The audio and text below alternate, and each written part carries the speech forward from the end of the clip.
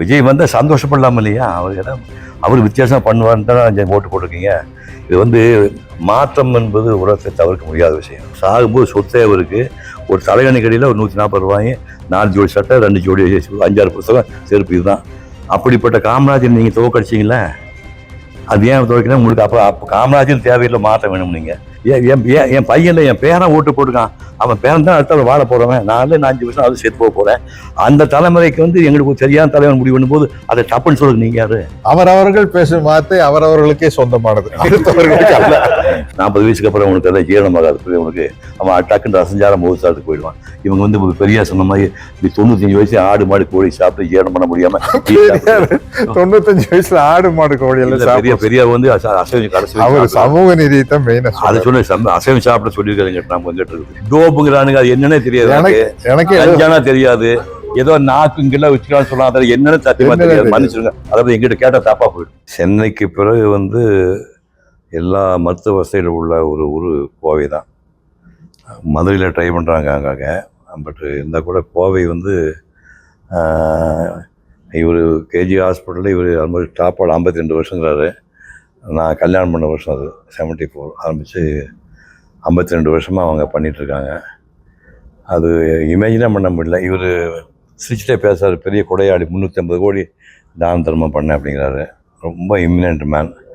இப்படி அசோக்னு ஒரு மகனை பெற்று அவர் வந்து இன்னும் பிரமாதமாக டெவலப் பண்ணியிருக்காங்க.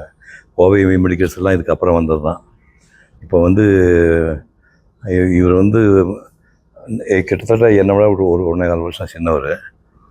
நான் சென்னையில் வந்து ஓவியக் கல்லூரியில் படிக்கும்போது இவர் எம்பிபிஎஸ் வந்து அங்கே முடிச்சுட்டு அமெரிக்கா போய் ஒரே செகண்ட் 1964 எம்பிபிஎஸ் முடிச்சிடுங்க, 1968 எம்எஸ் முடிச்சிடுங்க. அமெரிக்காவுக்கு நான் சொல்ல குறுக்க பேசாதவங்க. 1964 சென்னை மருத்துவக் கல்லூரியில் ஒரு எம்பிபிஎஸ் முடிக்கிறாரு. சிகாகோவில் இல்லினாய்ஸில் மவுண்ட் சினாஸ் மருத்துவமனையில் போய் போஸ்ட் கிராஜுவேட்டாக பட்டம் வாங்குறாரு. 1984 ராஜீவ்காந்தி கிட்ட இவர் டாக்டர் PC ராய் விருது வாங்குறாரு. 2005 அப்துல் கலாம் கிட்ட பத்மஸ்ரீ பட்டம் வாங்குறாரு. அப்துல் கலாம் நான் வந்து 2010 போய் இன்டர்வியூலாம் பண்ணியிருக்கேன். அதுக்கப்புறம் இவங்க ஹாஸ்பிட்டலை பற்றி சொல்லணும்னா 52 வருஷம் ஆகுது. 22 நாள் குழந்தைகளுக்கு மூளை அறுவை சிகிச்சை பண்ணியிருக்காங்க. 22 நாள் குழந்தைகளுக்கு மூளை அறுவை சிகிச்சை உலகத்தையே இவங்கெல்லாம் முதல் இருக்காங்க. அப்புறம் வந்து 128 ஹை டெக்னாலஜி உள்ள கார்டியாக் சிடி ஸ்கேன் வந்து ஆசியாவிலேயே இவங்க தான் வாங்கி வச்சுருக்காங்க. அப்புறம் வந்து இருதய வால்வு ஆப்ரேஷன் வந்து இந்தியாவில் ஃபஸ்ட்டு இவங்க தான் பண்ணியிருக்காங்க. 2 நாள் குழந்தைக்கு கிட்னி ப்ராப்ளம் வந்தவங்க டயாலிசிஸ் பண்ணிக்க. இந்த மாதிரி வந்து இவங்களுக்கு மிகப்பெரிய வரலாறு இருக்குது. இதை கம்பேர் பண்ணோம்னா ஒன்றுமே இல்லை. நான் பிறந்த ஊர் இங்கே பக்கத்தில் சூலூர் பக்கத்தில் சின்ன கிராமம். நான் வந்து ஆஸ்பத்திரிக்கே போனது கிடையாது. அதாவது நம்ம கீழெல்லாம் விழுந்தோம்னா அந்த காலத்தில் மாட்டு சாணம் இருக்குல்ல, மாட்டு சாணம் இவர்கிட்ட சிட்டியில் வளர்ந்த பையன் மாட்டு சாணம் சூடாக போட்ட சாணத்தை எடுத்து அந்த புழிஞ்ச சாதத்தை வந்து அது மேலே போட்டு விட்ருவாங்க. அது ஒரு வாரத்தில் அது செட்டில் ஆகிடும். நாங்கள் ஆஸ்பத்திரியில் போனதே கிடையாது. இங்கே வந்து தொண்டையில் அந்த இது வந்து சிறுநாக்கு வளர்ந்துச்சுன்னா அதுக்கு வந்து பாச்சாம்பால் ஒன்று இருக்கும். அதை வந்து மரத்துலேருந்து கொட்டி இந்த பால் இந்த பக்கம் வச்சு மண்ணை போட்டு விடுவாங்க. 3 நாள் சரியாக போகும். இது மாதிரி நாட்டு வைத்தியங்களில் வாழ்ந்த ஆள். அப்படி வாழ்ந்த ஆளுக்கு இப்படி ஒரு பிரமாதமான வசதி உள்ள ஒரு ஹாஸ்பிட்டலில் வந்து ரோபோட்டிக்கு இதை நான் தேர்ந்தெடுக்க வாய்ப்பை கொடுத்ததுக்காக நான் அவருக்கு நன்றி தெரிவிக்கிறேன். நான் அண்ணன் முன்மொழிந்ததை நான் வழிமொழிகிறேன். ஏன்னா அண்ணன் அளவுக்கு டீட்டெயில் எடுத்துகிட்டு வந்து போய் பாருங்கள், செல்ஃபோனில் எல்லாம் குறித்து வச்சுட்டு வந்திருக்காரு. நான் எந்த ஃபங்க்ஷன் போனாலும் எனக்கு முன்னாடி பேசுகிறவங்களை வச்சு பேசிக்கிறது. அதுதான் டாக்டர் பக்தவச்சல் அண்ணா வந்து அண்ணான்னு தான் நான் சொல்லுவேன். என்ன கொடுமைன்னா அவர் என்ன அண்ணாம்பார், அதுதான் பெரிய கொடுமை. ரொம்ப சின்ன பையன் அவர் அண்ணாங்கிற நியாயமே இல்லை. அவர் என்ன அண்ணாம்பாரு, நானும் அண்ணா டாக்டர் வந்து பக்தவச்சல் அண்ணாவை அண்ணான்னு தான் சொல்லுவேன். அவருடைய சாதனைகள் எல்லாம் போட்டு காட்டினார். அதை மனப்பாடம் பண்ண முடியல. அண்ணா அவ்வளவு இருக்குது. ஒண்ணு மட்டும் மனசுல ஏற்றிட்டு 85 லட்சம் பேர் பேஷண்ட் இங்க வந்து போயிட்டு இது வரைக்கும் 85 லட்சம். அந்த லிஸ்ட்டை பார்த்தோன்னு நான் போச்சு, நான் மாட்டிக்கிட்டேன். அண்ணா சிவகுமார் அண்ணா வந்து ஃபுல்லா மனப்பாடம் பண்ணிட்டு போய் அடிச்சிருவாரு. இவரு மெமரிங்கிறது அது அநியாய மெமரி. அது எப்படித்தான் எனக்கே புரிய மாட்டேங்குது. இல்லைங்க, நான் 18 வருஷமா தெலுங்கு படம் நடிச்சிருக்கிறேன். இன்னும் பிராம்டிங்ல நடிக்கிறேன். எப்பவோ ஒரு 50 வருஷத்துக்கு முன்னாடி ஒரு தெலுங்கு படம் நடிச்சிருக்காரு. அந்த டயலாக் பேசி கேட்டுறாரு. అదని బహారిగా గుర్తి సేవకి అమోఘమైన బలపడి త్యాత ఆ సంగతి వారికి గుర్తి చేసి లోక కళ్యాణానికి నాంది ఆరంభించి 1966 తెలుగు డైలాగ్. ஞாபக சக்தி அதிகமாக ஞாபக சக்தி.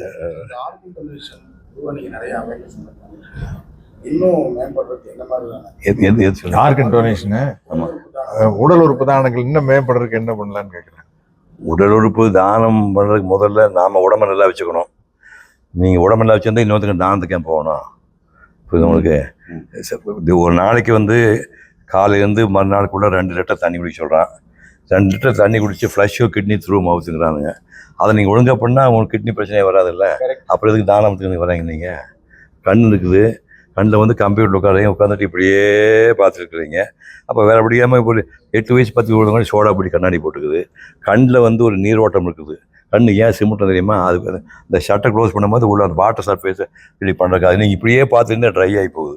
இதுக்கு அதுதான் வந்து விஸ்வேஸ்வரையா வந்து கண்ணம்பாடி டேம் கட்டின அவர் சொல்கிறாரு, கண்ணை வந்து நீ பாதுகாக்கணும்னா ஒரு சிம்பிள் விஷயம், கான்ஸ்டண்ட்டாக 8 மணி நேரம் 10 மணி நேரம் படிக்கிறேன்னா, அதாவது கண்ணை மூடி இடம் வலம் இப்படி வந்து 20 தடவை பண்ணுங்க. அப்புறம் அப் அண்ட் டவுன் பாருங்க, கண்ணை மூடிக்கணும், அப் அண்ட் டவுன் 40 பண்ணிவிட்டு இப்படி ரோல், இப்படி 20 ரோலு, அப்புறம் ஆப்போசிட் ரோல் பண்ணிவிட்டு கோல்டு வாட்டரில் கிளம்பிட்டிங்கன்னா பழையபடி 10 மணி நேரம் படிக்கலாங்கிறாரு. இதெல்லாம் யார் பண்ணுறீங்க நீங்கள்? அது மாதிரி உடம்பு நீங்கள் கரெக்டாக வச்சுட்டிங்கன்னா இந்த தானம் பிரச்சனையே வராது. உடம்பு எல்லா உறுப்பையும் நீங்கள் கரெக்டாக வச்சுக்கணும். இப்போ நீ பிளேஸ் இந்த பையன் சொல்கிறானே, ஒரு 1.5 வயசு இருந்த பையன் இப்போ நொண்டி அடிச்சிருக்கிறான். நான் அவனை விட 1.5 வயசு பெரியவன்ல, நான் நடக்கிறேன் நடக்க சொல்கிறீங்களா? அவனுக்கு இப்போ வரும்போது வீழ்ச்சியில் கிளம்ப மாதிரி வீழ்ச்சியில் வந்துருக்கான். புரியுதுங்களா? நான் வந்து நினைக்கிறேன்னா நான் யோகா பண்ணுற ஆள் 1958 யோகா பண்ணிட்டுருக்கேன். 65 வயசு தலைகடை நின்றுருந்தேன். இப்போ இந்த ஃபோட்டோ உங்களுக்கு எனக்கு தலைகடை நின்றுருந்தேன். எல்லா எக்ஸசைஸ் பண்ணுவேன். காஃபி டீ சாப்பிட்டு 67 வயசு 68 வருஷமா அது காஃபி டீ சாப்பிட்டேன். அப்போ நீ உடம்பு நீ கரெக்டாக வச்சுட்டு இருந்தீங்கன்னா, இப்போ இவர் வந்து இப்போ எனக்கு தொப்பை இருக்குது, தேவை தொப்பை. இவர் எம்ஜிஆர் சிஷியன். எம்ஜிஆர் கரலா கட்டை கொடுத்துருக்காரு. எம்ஜிஆர் கரலா கட்டை இன்னும் கரலா கட்டையாக சுற்றிட்டு பாருங்க எப்படி வச்சுக்க கொஞ்சம் இறங்கி போச்சு தொப்பை. நான் பார்த்த நாடு இருந்து இவர் என்னோட 13 வயசு சின்ன பையன், பெரிய ஆள் தாடி வச்சு முடிவு பண்ணாதீங்க. ரொம்ப சின்ன பையன். இன்னும் தொப்பையில் பார்த்தீங்கன்னா எனக்கு தொப்பை இருக்குது. என்னட்டா அவர் எம்ஜிஆருடைய ஆள். உடம்பு பாதுகாக்கிறது ரொம்ப அருமையான மனுஷன். உடம்பு நீங்கள் பாதுகாத்துட்டா இன்றைக்கி தானம் தரக்க போக வேண்டிய அவசியம் இல்லை. அடுத்த கடி உடம்பு ஒரு ஆலயம்னு சொல்கிறேன். ஆலயம். அவர் தம்பி போதும் மாட்டாங்கண்ணா. இல்லை அவரை சூப்பர். நான் காலையில் எந்திரிச்சோன்னா எக்ஸசைஸ். நான் வந்து முதல் வேலையை எக்ஸசைஸ் பண்ணிட்டு தான் ஒரு அரை மணி நேரம் 20 நிமிஷம் கழிச்சு தான் நான் காஃபி குடிப்பேன். காலையில் காஃபி குடிப்பேன். காஃபி குடிச்சிட்டு மறுபடியும் எக்ஸசைஸ். அப்புறம் சின்ன வயசுல தண்ணி அடிச்சிருக்காரு. எப்படிலாம் படிக்கிறது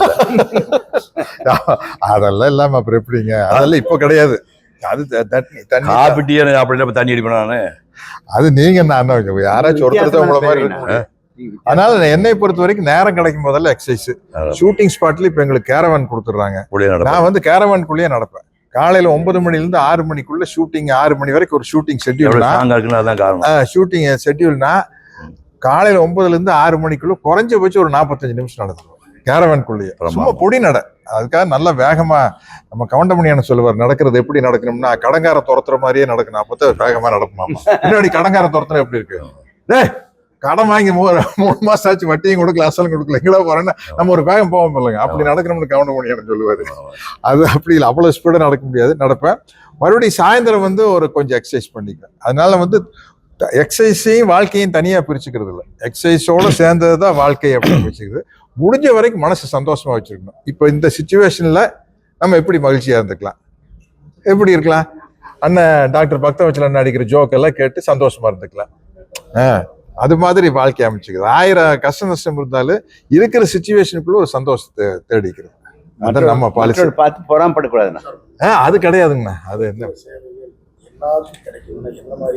மருத்துவ சேவை அனைவருக்கும் கிடைக்க வேண்டும் என்றால் என்ன செய்ய வேண்டும்? மருத்துவ சேவை எல்லாரும் கிடைக்கணும்னா பக்தவச்சலம் மாதிரி நிறையா பெரிய பெரிய டாக்டர் வரணும். வந்தாங்கன்னா இப்போ சொன்ன 800 பேர் சொன்னாங்க. இந்த மாதிரி தமிழ்நாடு ஒரு 500 பேர் வந்தாங்கன்னா மருத்துவ சேவை எல்லாருக்குமே இலவசமாக கிடைக்கும். அதாவது அமெரிக்காவில் இருக்க டாக்டர்ஸ் எல்லாம் வர சொல்லுங்க. நீங்க சொல்லுங்க. இப்போ அமெரிக்காவில் தமிழ் மக்கள் இருக்கிறாங்கல்ல, அவங்க நிறைய பணம் சம்பாதிச்சாச்சு 10 வருஷம். இன்னும் வந்து நம்ம ஊர்ல குறுக்கலைம்பாளையத்திலும் சொக்கம்பாளையத்திலும் பெருந்துறையிலும் கரெக்ட் மாடலையும் வேறு பண்ணிட்டேன். அமெரிக்காக்காரனே நீங்க சந்தோஷமா வச்சிருந்தேன். நம்ம ஊர் மாறாத்தால் யார் சந்தோஷமா வைக்கிறதுங்க? அண்ணா இப்ப இங்கதான் இருக்கிறாங்க, அங்கதான் வேலை செய்யறதுக்கு ஆளு இல்லை. அதனால நம்ம ஆளுங்க அங்க இருக்கிறாங்க. அமெரிக்காக்காரன் யாரும் வேலை செய்யறது இல்லையாமா. அப்படிங்க ட்ரம்ப் தலையா அழைச்சிக்கிறாரு. சார், இன்றைய வாழ்வியல் கட்டத்தில் வந்து இருக்கிற ஜென்ரேஷன் எல்லாமே அதிக மன அழுத்தம் அதிகமாக வந்து வீட்டில் யார்ட்டையும் பகிர்ந்துக்காம அவங்களே மனசில் போட்டு போச்சு. அவருடைய வாழ்க்கை வந்து நீ பார்த்தீங்கன்னா ஜென்ரேஷன் ஒரு மாதிரி ஹெல்த் இஷ்யூஸ் ஒரு பக்கம் இருந்தாலும் அந்த மன அழுத்தங்கள் நிறையா டிப்ரெஷன் சொல்கிறேன். அந்த ஒன்றும் விஷயம் இல்லை சார். நீங்கள் பெரிய ஆள்னு நினைக்காம எல்லார்கிட்ட பழகுனாலே உங்களுக்கு மன அழுத்தம் வராது சார். இப்போ நம்ம வீடுகளில் எப்படி இருக்குன்னா எல்லாம் செல்ஃபோனை கையில் வச்சுட்டு நான் ஒரு பக்கம், என் பொண்டாட்டி ஒரு பக்கம், ஒரு பையன் ஒரு பக்கம் வந்துட்டோம். இதெல்லாம் பிடிங்க கீழே போட்டு ஒரு நாளைக்கு ஒரு மணி நேரமாவது வீட்டில் உங்கள் தம்பி தங்கச்சி எல்லாம் உட்காந்து பேச ஆரம்பிச்சிங்கன்னா மன அழுத்தம் போயிடும். அது மட்டும் இல்லை, நீங்கள் தனியாக வாழாதீங்க. உங்களுக்கு ரொம்ப நெருக்கமான ஃப்ரெண்டு வச்சுக்கோங்க. இப்போ சத்யராஜ் ஒரு சாமிலாம் சொல்கிறார், நான் சாமிக்கு சொல்கிறேன். நாங்கள் 2 பேரும் நிறைய சண்டை போட்டுக்குவோம். நான் நிறைய ஷேர் பண்ணியிருக்கோம். எந்த மாதிரி ப்ராப்ளம் வந்தால் ஷேர் பண்ணிக்குவோம். உங்களுக்கு உங்கள் வயசுக்கு தகுந்த மாதிரி ஒரு 4-5 ஃப்ரெண்ட்ஸ் வச்சுட்டிங்கன்னா ஏதாவது மன அழுத்தமாக பிரச்சனை வந்ததுன்னா அவங்ககிட்ட ஓப்பனாக பேசுங்க. அது பேசும்போது உங்கள் பாரம் குறைஞ்சிடும். அது மாதிரி தனியாக மட்டும் வாழ முயற்சி பண்ணாங்க. இது சோஷியல் அனிமல் தான் மனுஷன். உங்கள் சுற்றி ஒரு நண்பர்களுக்கு ஒரு 65-70 வயசுக்கு அப்புறம் எனக்கு வந்து சம்ப மாட்டேங்க. எனக்கு வந்து 85 வயசு ஆகுது. உலகம் பூரா வந்து கிட்டத்தட்ட 20 ஃப்ரெண்ட்ஸ் வச்சுருக்கேன். ஒருத்தரோட 1.5 மணி நேரம் பேசுவேன். ஃபோன் என்ன சார்ஜ் வரும்னு அது வேறு விஷயம். 1.5 மணி நேரம் ஃபோனில் பேசுவேன். அந்த அளவுக்கு அவன் தன்னுடைய மேட்டர் சொல்லுவேன், நான் அவன் சொல்லுவேன். அந்த மாதிரி மன அழுத்தம்னா ஒரு காரணமே நீங்கள் தனியாக இருக்கிறீங்க. அது இருந்துட்டு நிறைய ஃப்ரெண்ட்ஸோட இருந்தீங்கன்னா எல்லாம் சரியாக போயிடும். சார் க்ளோசிங் ஒரு கொஸ்டின் மட்டும் சார் டு ஈஸி. ஏன்னா நீங்கள் 3 பேருமே வந்து ரொம்ப இவ்வளோ ஏஜாக சாரி சார், நீங்கள் ரொம்ப ஆக்டிவாக இருக்கீங்க. இல்லை அது பரவாயில்ல. அப்படி இருக்கும்போது ஒரு tip for young generation from you and you sir. ஒவ்வொருத்தரா நீங்கள் ஒரு பாயிண்ட் சொல்லுங்கள். ஒரு டிப். ஆமாம், மென்டல் ஹெல்த்து ஃபிசிக்கல் ஹெல்த் இப்படி இருக்குது. அதாவது மன வலிமையும் உடல் வலிமையும் பின்னி பிணைஞ்சிருக்குது. அதை வச்சு அதை 2 கண்ணா வச்சு பாதுகாத்தோம்னாலே போதும். நான் சொல்கிறது சார், ஹெல்த்தியாக இருக்கிறதுக்கு ஒரே வழி வந்து இந்த மாதிரி டாக்டர் நம்பாதீங்க, நமக்கு தேவையே கிடையாது. நீங்கள் வந்து உடம்பு கரெக்டாக வச்சுருந்தீங்கன்னா பக்தி வச்சு நமக்கு தேவை கிடையாது. அதாவது இது வந்து 2வது ஹார்ட்டுங்கிறாங்க. முழங்காலுக்குள்ள 2வது ஹார்ட்டுங்கிறாங்க. இதுக்காக உங்களுக்கு எவ்வளோ பேர் சர்ஜரி பண்ணாலும் டாக்டர் என்ன சொல்கிறாங்க, எழுந்து நடன்னு சொல்கிறாங்க. பிள்ளைங்களுக்கு சும்மா இப்படி பாரு அப்படி பாரு சொல்லலை, எழுந்து கொஞ்சம் நடக்கிற சார். நடக்கிறது தான் இம்பார்ட்டண்ட். அதனால் வந்து நீங்கள் ஒரு நாளைக்கு நான் வந்து முதல்ல போட்டில் வாக் பண்ணிட்டு இருந்தேன். இப்போ காலையில் இருந்து எங்கள் வீட்டில் வைட்டமின் டி வேணுங்கிறதுக்காக சன்லைட் மாடியில், இவர் வேறு மாதிரி நடக்கிறார். நான் சன்லைட் பேர் பாடி போய் மொட்டை மாடியில் போய் ஷார்ட்ஸ் மட்டும் போட்டு வெறும் பேர் பாடி. இப்போ சம்மர் பயங்கரமாக இருக்குது, வேர்த்து ஒழுகும். டவல் வச்சு தொடச்சிட்டு 45 நிமிஷம் ஃபுல் சொட்டுருக்கிறேன். டாக்டர் கேட்டால் டி வைட்டமின் இதுதான் வருது அப்படிங்கிறாரு. உங்களுக்கு ஒரு நாளைக்கு நீங்கள் கரெக்டாக வந்து 40 மினிட்ஸ் வாக் பண்ண ஆரம்பிச்சிங்கன்னா அது நல்லா தூக்கம் வரும், நல்லா பசி வரும். இதை மட்டும் பண்ணுங்கள். வாக்கிங் வந்து மோர் இம்பார்ட்டன்ட். நீங்கள் எக்ஸசைஸ் பண்ணுறது இவர் மாதிரி ஜிம்முக்கு போகிறது, சூர்யா மாதிரிலாம் கதை பண்ணலாம். அது எக்யூப்மெண்ட்டாக விலை கொடுத்து ஜாஸ்தி வாங்கணும். எல்லா விஷயத்தையும் பண்ண முடியாது. பாடி பில்டர்ஸ்லாம் ஜாஸ்தி வயசு உயிரோடு இல்லை. யோகா வயசு வாழ்ந்தவர் 90 வயசு ஆண்டி இருந்திருக்காங்க. ஞாபகம் வச்சுக்கோ. ஓகே, சொல்லுங்கள்ட்ட பாடி பில்டர் வந்து பெரிய ஆளுகள் இல்லாமல் யாரோ ஒருத்த மட்டும் கல்கட்டா இருந்தால் சொன்னாங்க 85 வயசு. பாக்கி எல்லாம் பாடி பில்டர் ஹெவி பண்ணி அளவுக்கு மீறி ஸ்ட்ரெயின் பண்ணி மசில்ஸ் டைட் பண்ணும்போது ஏஜ் குறைஞ்சி போகுது. யோகா பண்ணுறாரு மற்ற மாதிரி இந்த மாதிரி வாக்கிங்கில் பண்ணுறவங்க ரொம்ப வருஷமாக நீங்கள் பாருங்கள். ஒரு 70 வயசு 90 வயசு பிராமின்லாம் வந்து சர்வசாதாரணமாக வயசானாலே உயிரோட பையன் கேட்டால் அவன் வயசானப்போ இந்த ஆடு மாடு கோழி பிரியாக திங்க மாட்டான். 40 வயசுக்கு அப்புறம் அவனுக்கு எல்லாம் ஜீரணமாகாது. அவனுக்கு அவன் டக்குன்னு ரசஞ்சாரம் மோசாரத்துக்கு போயிடுவான். இவங்க வந்து பெரியா சொன்ன மாதிரி இந்த 95 வயசு ஆடு மாடு கோழி சாப்பிட்டு ஜீரணம் பண்ண முடியாமல் 95 வயசுல ஆடு மாடு கோழி எல்லாம் பெரியார் வந்து அசைவம் கடைசி சமூக நீதியை தான் மெயினாக அதை சொல்லி அசைவம் சாப்பிட சொல்லியிருக்காங்க. நம்ம வந்துட்டு இருக்குது இல்லை அசைவம் சாப்பிடுறது மஸ்ட்டுங்க. நான் டாக்டர்கிட்ட கேளுங்க, புரோட்டீன் அதில் தான் இருக்குது. நீங்க செய்வீங்க இல்ல அசைவத்தை இவன் சொன்னதை ஒத்துக்கிறேங்க. சூர்யா காய்ச்சி சொல்லியிருக்கேன். 40-45 வயசுக்கு புரோட்டீன் வேணும், அசைவம் சாப்பிடுங்க. 45க்கு அப்புறம் அது அவ்வளோ தேவையில்லை, குறைச்சிக்கலாம். அது சாப்பிடவே சொல்ல மாட்டேன், அதை குறைச்சிக்கல. இப்போ நான் 1988 ஜனவரி மாதம் 1ஆம் தேதி விட்டுட்டேன். அதுக்கு முன்னாடி ஒரு 44 வருஷம் மாதம் ஒரு நாள் அசைவம் சாப்பிட்டுருந்தேன். இப்போ அது தேவை நல்லா தான் இருக்கேன் நான். ஸோ ஒரு 50 வயசுக்கு அப்புறம் வந்து புரோட்டீனே சொன்னது தேவையில்லை, அதுக்கப்புறம் குறைச்சிக்கலாம். இவங்க இன்னும் சின்ன பையன் தான், இன்னும் கொஞ்சம் நாளைக்கு சாப்பிட்டு போட்டு சாப்பிடணும். சார் 40 இருக்கு, அதாவது சின்ன வயசு குழந்தைகள் மத்தியில இந்த ட்ரக்ஸோடைய தன்மை ஓவர் ஆகிட்டே வருது இல்லைங்க சார்? பள்ளிக்கூடம் வந்தாலும் காலேஜ் வரைக்கும் அதை கொஞ்சம் சொல்லுங்களேன் சார். அது என்னன்னு தெரியாது சார், நான் வேற தலைமுறை. அது இந்த பையன் எனக்கு எனக்கு தான் 20 கெட்டவாது டோப்புங்கிறானுங்க, அது என்னன்னே தெரியாது. எனக்கு கஞ்சானா தெரியாது, ஏதோ நாக்கு இங்கெல்லாம் வச்சுக்கலாம்னு சொல்லலாம். அதை என்னன்னு சத்தியமா தெரியாது, மன்னிச்சிருங்க. அதாவது எங்கிட்ட கேட்டா தப்பா போயிடும். பட்டுக்கோட்டையார் பாட்டத்தை பாட முடியும். மக்கள் தலைவர் எம்ஜிஆர் பண்ணல, திருடராய் பார்த்து திருந்தா விட்டால் திருட்டை ஒழிக்க முடியாதுன்னு. அது மாதிரி அவங்கவுங்க பார்த்து திருந்தணும். அது ரொம்ப முக்கியமான விஷயம். ஏன்னா இன்னைக்கு வந்து இந்த மாதிரி விஷயம் வந்து ஈஸியா கிடைச்சிருது, கண்டுபிடிக்க முடியாது இல்லையா? அதனால வந்து ஒரு பொட்டலம் இப்படின்னு வாங்கிட்டு போயிடலாம். நம்ம தான் நம்மளை திருத்திக்கணும். ஸ்கூல் பக்கத்துல இருக்கிற அந்த டாஸ்மாக் எல்லாம் கொஞ்சம் க்ளோஸ் பண்ணியிருக்காங்க. ஆ. அது பெட்டரா இருக்கு நீங்க. ஆமா, நல்ல விஷயம் தாங்க. ரொம்ப சந்தோஷமா ரொம்ப பாராட்டப்பட வேண்டிய விஷயம். எங்க முதல்வரா திரைப்படத்துறை சரி. கொஞ்சம் அரசியல் கேட்குறாங்க. அதாவதுங்க விஜய் வந்து சந்தோஷப்படலாம் இல்லையா? அவர் ஏதாவது அவர் வித்தியாசமாக பண்ணுவார்னு தான் ஓட்டு போட்டிருக்கீங்க. இது வந்து மாற்றம் என்பது உலகத்தை தவிர்க்க முடியாத விஷயம். இது உங்களுக்கு 1954 9 வருஷம் காமராஜர் நாட்டாண்டார், 9 வருஷம் ஜெயிலில் இருந்தார், 9 வருஷம் நாட்டாண்டார். அவர் சாகும்போது தலைமைட்டு 140 ரூபாயும் 4 ஜோடி சட்டை, 2 ஜோடி செருப்பு, 5-6 புத்தகம் இதுதான் வச்சுருப்போம். அந்த மாதிரி ஒரு தலைவனை நீங்கள் பார்க்க முடியுமா? சாகும்போது சொத்தே அவருக்கு ஒரு தலைவனுக்கு இடையில் ஒரு 140 ரூபாயும் 4 ஜோடி சட்டை, 2 ஜோடி 5-6 புத்தகம் செருப்பு இதுதான். அப்படிப்பட்ட காமராஜர் நீங்கள் துவக்கடிச்சிங்களே, அது ஏன் துவக்கணும் உங்களுக்கு? அப்போ காமராஜர் தேவையில்லை, மாற்றம் வேணும் நீங்கள் புரியுது உனக்கு. அப்போ வந்து பக்தவச்சனமாக இருந்து சொன்னால் தமிழ்நாட்டுக்கு விஷக்கிருமிகள் பரவி எடுத்துன்னு சொன்னார். திமுக பவருக்கு வந்தோடனே விஷக்கிருமிகள் பரவி எடுத்துன்னு சொன்னார். பட் அது விஷக்கிருமிகள் நீங்கள் எப்படி சொல்கிறீங்க?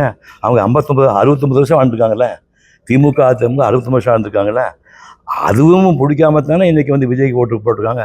ஸோ இது மக்கள் தான் முடிவு பண்ணுறாங்க. பொறுத்தது யார் வேணுங்கிறது மக்கள் தான் நீதிபதிகள். மக்கள் முடிவு பண்ணால் அந்த மனப்பூர்வமாக நம்ம ஏற்றிட்டு போயிடணும். கிட்டத்தட்ட ஒரு 95% இளைய தலைமுறை முதல் தலைமுறை ஓட்டு போட பூரா 90% வந்து காசு வாங்காமல் ஓட்டு போட்டிருக்காங்க. புரியுது? பெண்கள் நிறைய ஓட்டு போட்டிருக்காங்க. அப்போது அவங்கெல்லாம் யார்? என் பையனில் என் பேரன் ஓட்டு போட்டிருக்கான். அவன் பேரன் தான் அடுத்த வாழ போகிறவன். நான் 5 வருஷம் அது சேர்த்து போக போகிறேன். அந்த தலைமுறைக்கு வந்து எங்களுக்கு ஒரு சரியான தலைவன் முடிவு பண்ணும்போது அதை தப்புன்னு சொல்லுங்க. நீங்கள் யார்? அது நல்லது பண்ணுவான்னு நம்புவோம். இந்தியாவுல தமிழ்நாட்டுல மட்டும்தான் 69 வருஷம் சினிமா மட்டுமே அரசியலே அமைச்சிருக்கு, அரசியல் கட்டமே உருவாக்கி. சரி, அது சரியா இருக்கு சார். அது சரியா? சினிமா துறை சேர்ந்தவர்கள் மட்டுமே அரசியலே அமைச்சிருக்கு சார். நீங்கள் காந்தி காலத்திற்கு அது முந்தின காலத்தில் வந்து அரசியல் தலைவர்களுடைய தாக்கம் வந்து ஜாஸ்தி இருந்தது. நாட்டு விடுதலைக்காக பாடுபட்ட தாக்கம் ஜாஸ்தி இருந்தது. அதுக்கப்புறம் வந்து மக்களை ஈர்த்தவங்களே க்ளோஸப்பில் சினிமாக்காரங்க தான். நம்மளுக்கு நாடு சுதந்திரம் முடிஞ்சப்போ பார்த்தீங்கன்னா என்டி ராமாவாகட்டும், எம்ஜிஆர் ஆகட்டும், சிவாஜி ஆகட்டும், ஜெயலலிதா ஆகட்டும் க்ளோஸப்பில் வர்றாங்க அவங்க. ஸோ இவங்க தான் மேட்னி ஐடியல்னு சொல்கிறீங்களா, இவங்க ஐடியல் ஆகிடுறாங்க. ஸோ இவங்க இப்போ அந்த படத்தை வெளியாக சொல்கிறதும் வெளியே சொல்கிறது வந்து ஜனங்களுக்கு ரொம்ப பிடிக்குது. அதனால தான் அவங்களுடைய ஸ்டார்டிங்லேருந்து பாருங்களேன். இப்போ கருணாநிதி வந்து அண்ணாவை சினிமாவுக்கு வசனம் எழுதுனது தானே, நேரடியாக சினிமாக்குள்ள வழியாக தான். சினிமாவுக்கு பல ஒரு வேலைக்காரி படத்துக்கு வசனம் எழுதுனது தான். அதுமாதிரி கலைஞர் வசனம் எழுதுனது தான். இன்னும் சொல்லப்போனால் அவர் காகித பூவை இன்னும் பல நாடகம்லாம் கூட நடிச்சிருக்காரு. மனோரமா கூட கலைஞர் நாடகம் நடிச்சிருக்காரு. பேசிக்கலி நடிகர் அந்த வந்தவர். அப்புறம் அந்த குரூப்பில் தான் படித்தது எம்ஜிஆர் வந்தார், ஜெயலலிதா வந்தார், விஜய் வந்து நாகரா வந்திருக்கான். அப்போ அவனுக்கு அந்த அது மக்களுக்கு வந்து அதிகமாக நெருக்கமாகறவங்க வந்து மற்ற ஆளுகளை விட சினிமாக்காரங்க. அதனால தான் அந்த குரூப் போயிடுவாங்க. அதுக்கு என்ன பண்ணுறது? அவங்க எல்லாம் படிச்சவனா இருக்கானுங்க. பார்த்தீங்களா? மக்களுக்கு வந்து அறியாமை இருக்க வரைக்கும் அரசியல்வாதிகளும் சினிமாக்காரன் படிச்சுப்பாங்க. உங்களுக்கு மக்களுக்கு அறியாமை வந்து தொடர்ந்து இருக்க வரைக்கும் அரசியல்வாதி சினிமாக்காரன் நல்லா படிச்சுப்பாங்க. உங்களுக்கு அறிவு வந்தால் நீங்கள் படம் ஏன் பார்க்குறீங்க? படம் மக்களுக்கு அறியாமை இருந்தால் ஆஸ்பத்திரிக்காரங்க பழச்சிக்கிறாங்க. அப்படி வரீங்களா? என்னென்ன தண்ணி போட்டால் தப்பு வரும், போடுறான்ல இங்கிட்டு வர்றான்ல, ஹெல்மெட் போடுறது இல்ல. அப்போ உங்களுக்கு வந்து தண்ணி போட திறந்து வச்சு நல்லது அடிக்கடி பேஷண்ட் வருதுக்கு அப்படி சொல்லல. என்ன சொல்றீங்க? என்ன வேணா பண்ணு, தண்ணி போடு, ஹெல்மெட் போட வேண்டாம், ஸ்பீடா ஓட்டு, நான் இருக்கேன்டா பாத்துக்கிறேன். அதான் அயோக்கியம் பண்ணுங்க, காப்பாற்ற இருக்கிறேன். இந்த மாதிரி ஒரு ராஜா என்ன ஒரு டாக்டர் என்ன கேட்கிறேன்? உங்களை நம்பித்தான் நான் ஆஸ்பத்திரி நடத்துறேன். பாரியா டேஞ்சரான ஆள் பாருங்க, இதெல்லாம் நம்பிடாதீங்க பாவங்க. நீங்க ஒழுங்கா இருந்தா உங்களுக்கு ஆஸ்பத்திரி தேவையில்லையா? அமெரிக்காவில டிரைவிங் ரைட் சைடுங்க, ஆமா தெரியும். இங்கிலாந்துல டிரைவிங் லெஃப்ட் சைடுங்க, ஆமா. இந்தியாவில டிரைவிங் சூசைடுங்க. அவரவர்கள் பேசும் வார்த்தை அவரவர்களுக்கே சொந்தமானது. நான் ஒரு டாக்டருங்கிற முறையில நீ கேட்ட கேள்விக்கு பதில் சொல்லிடுறேன். WHO உலக சுகாதார நிறுவனம் வாட் இஸ் ஹெல்த் அப்படின்னு டிஃபைன் பண்ணியிருக்காங்க. Physical health, mental health, spiritual health. கடவுள் போய் கும்பிட்டு சொல்லலை. அவனாக இருக்கட்டும், நானாக இருக்கிறேன். இதுவும் கடந்து போகும். நீங்கள் சொல்வீங்கல்ல, இதுவும் கடந்து போகும். இந்த மனோபக்குவம் இருந்ததுன்னா கவலை வராது. கவலை வந்தால் தான் தண்ணி போடுறீங்க, கவலை வந்தால் தான். சார், குழந்தைகள் நீங்கள் தானே பெற்றீங்க, இந்த குழந்தைகளை காப்பாற்ற வேண்டிய வேலை யார்? உங்களுது. அவங்க செல்ஃபோனில் பேசுகிறான்னா, ஸ்மார்ட் ஃபோனில் பேசுகிறான்னா, கஞ்சா. நீ உங்கள் குழந்தை மேலே அக்கறை இல்லைன்னா 3வது மாடிலேருந்து கீழே விழுகுது. கஷ்டப்பட்டு குழந்தை நீங்கள் எப்படி குழந்தைகள் வளர்த்திருக்கீங்க? வணக்கம், எப்படி வளர்த்துருக்கீங்க? நான் வளர்க்குறேன், என் பொண்டாட்டி தான் வளர்த்தேன். எங்கள் வீட்டில் அதே மாதிரி தானுங்க. நான் நீங்கள் சாயங்காலம் காலையில் 6 மணிக்கு போனால் சாயங்காலம் ஒரு நிமிஷம் சொல்லுங்க. Physical health, mental health, spiritual health, financial health. அது ரொம்ப முக்கியங்கண்ணா. ஃபைனான்ஷியல் ஹெல்த் நாம மட்டும் நல்லா இருந்தால் பத்தாது, நம்ம சொசைட்டல் ஹெல்த்து. ஆமாம். கரெக்டுங்களா? இத்தனையும் இருந்தால்தான். அப்போ ரெப்புடேஷன் ஹெல்த். உங்களுக்கு ரெப்புடேஷனே குறையிலையே. ஆதி காலத்துலேருந்து உங்கள் பேர் எந்த பேரும் கெடலையே. என் பேர் அதே மாதிரி கெடலை. நான் நல்ல டாக்டருங்க, நீ நல்ல ஆக்டருங்க, நல்ல தலைவருங்க. எப்படின்னு தலைவர் தலைவர்னா எப்படின்னு தலைவர் சொல்ல வெளியே தேங்க்யூ வெரி மச். ஆமாம், தேங்க்யூ ராஜா. முடிஞ்சாச்சு.